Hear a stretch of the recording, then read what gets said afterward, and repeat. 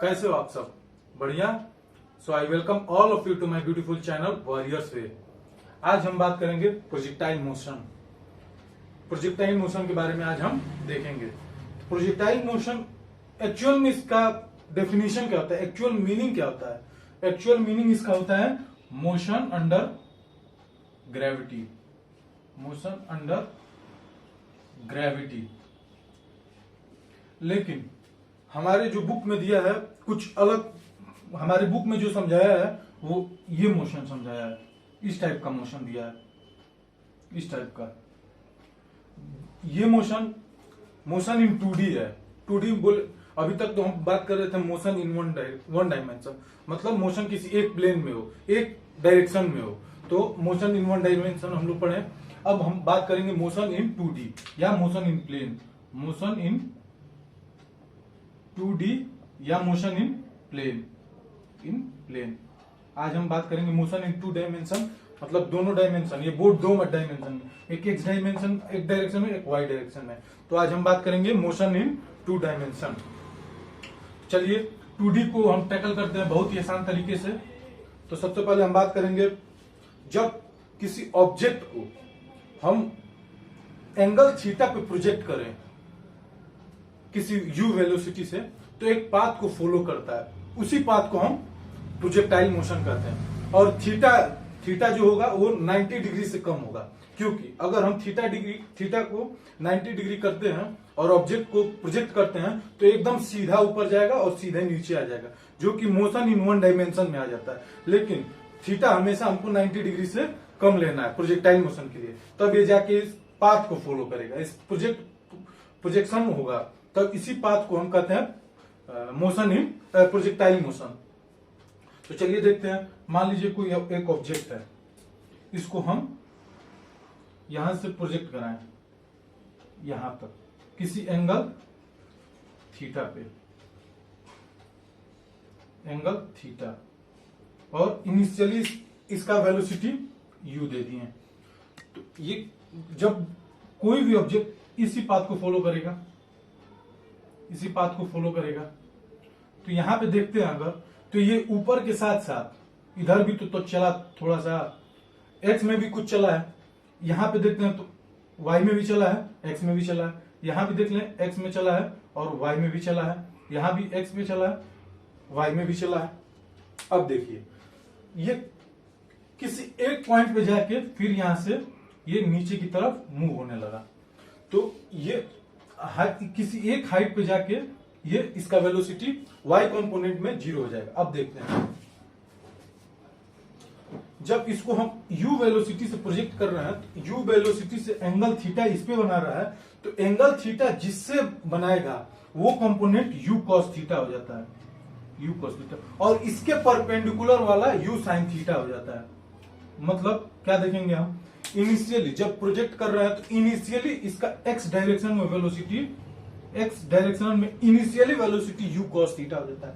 तो initially y direction में इसका वेलोसिटी कितना हो जाएगा, इनिशियली इसका u sin थीटा हो जाएगा। मतलब जब हम प्रोजेक्ट कर रहे हैं u वेलोसिटी से एंगल थीटा पे, तो इसका x कंपोनेंट का वेलोसिटी हो जाएगा u cos थीटा और y कंपोनेंट का वैल्यू हो जाएगा u sin थीटा। अब देखिए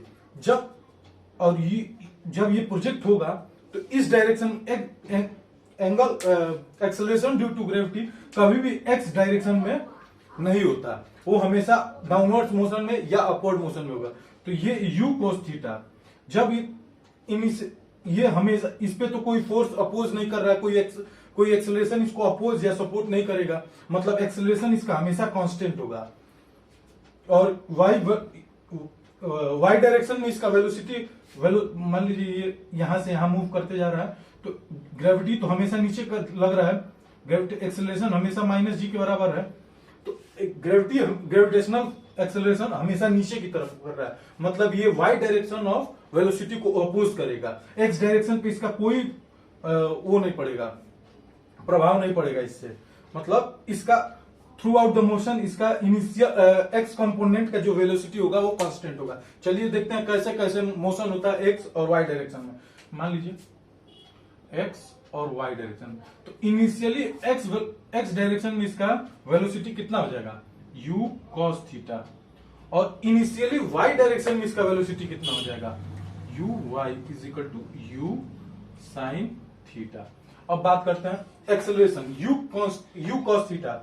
इसमें एक्सेलरेशन की बात करेंगे तो एक्सेलरेशन क्या देखेंगे हम, जब एक्सेलरेशन होता है इस पे तो थ्रू आउट द मोशन इस पे कोई भी एक्सेलरेशन या तो अपोज नहीं कर रहा है या इसको कोई सपोर्ट नहीं कर रहा है। ग्रेविटेशनल लग रहा है तो ग्रेविटेशनल हमेशा नीचे की तरफ होगा, एक्स डायरेक्शन में ग्रेविटी नहीं लगता, तो एक्सेलरेशन इसका जीरो हो जाएगा। अब एक्सेलरेशन जीरो कब होता है, कांस्टेंट वेलोसिटी से चले कोई पार्टिकल तो उसका एक्सेलरेशन जीरो हो जाएगा। मतलब थ्रू आउट द प्रोसेस इसका वेलोसिटी हमेशा यही होगा, मतलब 4 मीटर पर सेकेंड इसका एक्स डायरेक्शन में वेलोसिटी है, तो थ्रू पूरा मोशन में इनिशियल एक्स डायरेक्शन में वेलोसिटी हमेशा 4 डिग्री रहेगा। यहाँ भी 4 मीटर पर सेकेंड रहेगा, यहाँ भी 4 मीटर पर सेकेंड रहेगा, यहाँ भी कहीं भी 4 मीटर पर सेकेंड ही रहेगा। लेकिन अगर यही वाई कंपोनेंट में देखें तो देखिए वाई में वेलोसिटी ऊपर की तरफ लग रहा है, लेकिन जी नीचे इसको अपोज कर दे रहा है, यहाँ भी ऊपर की तरफ लगेगा, यहाँ नीचे जी अपोज कर दे रहा है। मतलब ये एक ऐसा पॉइंट पे जाएगा जहां पे जाते जाते इसका वेलोसिटी जीरो हो जाएगा, और फिर वही सेम पाथ को फॉलो करेगा, मतलब वेलोसिटी इधर हो जाएगा, ग्रेविटी इधर हो जाएगा, मतलब इसका वाई डायरेक्शन में वेलोसिटी इंक्रीज करते जाएगा। मतलब 5 मीटर पर सेकेंड से अगर वाई कंपोनेंट में इसका वेलोसिटी है तो यहाँ पे 4 हो जाएगा, यहाँ 3 हो जाएगा, यहाँ 2 हो जाएगा, यहाँ आते आते 0 हो जाएगा। Y component of velocity at highest point पे जाके 0 हो जाएगा, फिर इंक्रीज करते करते यहाँ 1 हो जाएगा, 2 हो जाएगा, 3, यहाँ आते आते 5 मीटर पर सेकंड वाई कंपोनेंट का वेलोसिटी हो जाएगा। तो इसका एक्सेलरेशन क्या हो जाएगा, एक्सेलरेशन हमेशा जी हो जाएगा, और वेलोसिटी क्या हो जाएगा, velocity first increases to the maximum height and then decreases, sorry, यहाँ first decreases to the maximum height and then increases हो जाएगा, increases। अब इसमें कुछ इंपोर्टेंट पॉइंट्स आते हैं, जैसे मतलब इस टाइम ऑफ कितना टाइम लगेगा इस ऑब्जेक्ट को यहां से यहां जाने में कितना टाइम लगेगा, जिसको हम टी से रिप्रेजेंट करते हैं, और इसी को हम टाइम ऑफ फ्लाइट कहते हैं, टाइम ऑफ फ्लाइट। और इस ड्यूरिंग मोशन इसका हाइट कितना होगा, किस हाइट तक जाएगा, मतलब एच मैक्स फाइंड आउट करना है। और देखिए ड्यूरिंग यहां से यहां तक ऑब्जेक्ट जा रहा है इस मोशन के तहत, तो ये तो रेंज हो जाएगा, ये रेंज हमें फाइंड आउट करना है। तो चलिए देखते हैं कैसे। तो मान लीजिए किसी ऑब्जेक्ट को हम यहां से यहां प्रोजेक्ट करा रहे हैं,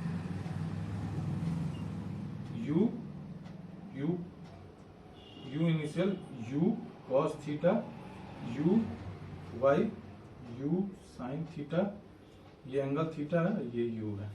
तो एक बात बताइए, ऑब्जेक्ट इसी पाथ को फॉलो करेगा, इसी पाथ को मैक्सिमम हाइट पे जब जाएगा तो इसका वेलोसिटी तो 0 हो जाएगा, वाई कंपोनेंट वाला, वाई कंपोनेंट का वेलोसिटी मैक्सिमम हाइट पे 0 हो जाएगा। तो चलिए देखते हैं, V Y is equal to U Y minus, क्या फॉर्मूला होता है equation, first equation of motion, v is equal to U plus A T. इसको मोशन अंडर ग्रेविटी में क्या हो जाएगा, v is equal to U minus G T. अब velocity देखिए यहां पे जब पहुंच रहा है तो इसका y कंपोनेंट ऑफ वेलोसिटी 0 हो जा रहा है, और initially y component of velocity कितना है, u sin थीटा minus G T, then t is equal to u sin theta upon g। ये हो जाएगा, ये तो हाफ डिस्टेंस, अगर ऑब्जेक्ट चल रहा है ये हाफ डिस्टेंस चल रहा है t में, तो ये भी तो उतना ही समय लगाएगा नीचे आने में, ये भी t हो जाएगा। Then final time is equal to 2 of time, तो then t is equal to 2u sin theta upon g। ये हो जाएगा आपका टाइम हो जाएगा t is equal to 2u sin theta upon g। ये आपका हो जाएगा टाइम ऑफ फ्लाइट। अब देखिए एक और तरीका होता है इसको करने का, वो क्या होता है, देखिए इसमें देखिए जब ऑब्जेक्ट यहां से यहां चल रहा है तो पॉजिटिव मूव कर रहा है, पॉजिटिव डिस्प्लेसमेंट होगा। और फिर जब यहां से यहां तक आएगा तो ये निगेटिव डिस्प्लेसमेंट हो रहा है, मतलब नेट डिस्प्लेसमेंट जीरो हो जा रहा है। तो सेकंड इक्वेशन ऑफ मोशन क्या होता है, S is equal to U T minus half ji square. देखिए तो नेट डिस्प्लेसमेंट तो जीरो हो जाएगा, जीरो, तो यू साइन थीटा, सॉरी इसको हम लिख सकते हैं u t is equal to half ji square. तो टी से टी कैंसिल आउट हो जाएगा, then t is equal to 2u upon g. U का क्या, यू क्या हो जाएगा, तो t is equal to 2u sine theta upon g, ये हो जाएगा टाइम आपका। अब हम बात करेंगे मैक्सिमम हाइट की, तो यहाँ पे हम यूज करेंगे तो equation, third equation of motion v square is equal to U square plus 2as होता है। तो अब बात ये मोशन अंडर ग्रेविटी में क्या हो जाएगा, v square is equal to U square minus 2gh। अब यहाँ पे जब पहुंच रहा है तो वेलोसिटी कितना हो जाएगा, मैक्सिमम हाइट हमें फाइंड आउट करना है। तो मैक्सिमम हाइट कब होगा, जब ये एकदम अपने उस पे होगा तब मैक्सिमम पे। तो मैक्सिमम हाइट तो जब पहुंचेगा तो y component of velocity zero हो जाएगा, देन जीरो। और ये कितना है, u sine theta minus 2gh। तो h is equal to u sine theta, sorry u square sine square theta हो जाएगा, u स्क्वायर है तो u square sine square theta upon 2g। Then h max आ जाएगा u square sine square theta upon 2g। अब हम बात करेंगे रेंज की। तो रेंज क्या है, देखिए रेंज क्या है, रेंज तो यही है, यही मतलब ये वन डायमेंशन मोशन हो रहा है। वन डायमेंशन में मतलब यहां से यहां तक एक ही डायरेक्शन में हो रहा है, तो इसको वन डायमेंशन हम मान के करते हैं। तो स्पीड हो जाएगा, speed is equal to distance upon time. तो डिस्टेंस यही है, यही हमें फाइंड आउट करना है। तो डिस्टेंस हो जाएगा यस इंटू टी, और स्पीड कितना है u cos थीटा, और टाइम कितना है 2u साइन थीटा अपॉन जी। तो यहां से हम देख लेंगे u स्क्वायर, एक फॉर्मूला होता है साइन 2 थीटा का, sine 2 theta is equal to 2 sine theta into cos theta. तो यहां मिल जा रहा है u 2 sine theta into cos theta, तो इसको हम साइन 2 थीटा लिख सकते हैं, साइन 2 थीटा अपॉन जी। अब ये हो जाएगा आपका, ये हो जाएगा हमारा हॉरिजॉन्टल रेंज का formula, u square sine 2 theta upon g.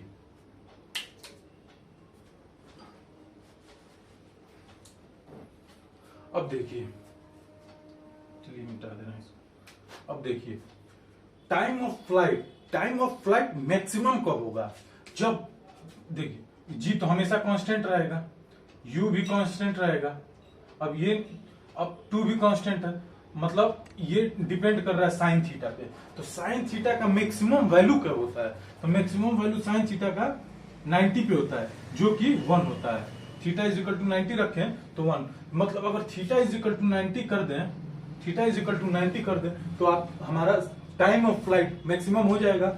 अब थीटा इज इक्वल टू 90 यहां भी रख दें तो हाइट भी मैक्सिमम हो जाएगा। थीटा इज इक्वल टू 1 रख दें, 90 रख दें तो 1 आ जाएगा साइन का वैल्यू, मतलब हाइट भी मैक्सिमम हो जाएगा। लेकिन यहाँ पर रेंज में अगर थीटा 45 पर रख रहे हैं तब यहाँ इसका वैल्यू 90 आ रहा है, मतलब 45 डिग्री रखे तब रेंज का वैल्यू मैक्सिमम होगा। मतलब किसी भी प्रोजेक्टाइल मोशन में अगर हम थीटा 90 डिग्री मतलब एकदम ऊपर इस वन डायरेक्शन में फेंके तो हाइट मैक्सिमम हो जाएगा, टाइम भी मैक्सिमम लगेगा। इस तरफ फेंकते हैं बॉल को, इस तरफ प्रोजेक्ट कराते हैं किसी एंगल थीटा पे 90 डिग्री कम से कम, तो ये वाला जो प्रोजेक्ट करेगा इस वाले के हाइट से कम होगा, जो ऐसे प्रोजेक्ट होगा 90 डिग्री पे। तो यही सिंपली ऐसे ही समझ लीजिए।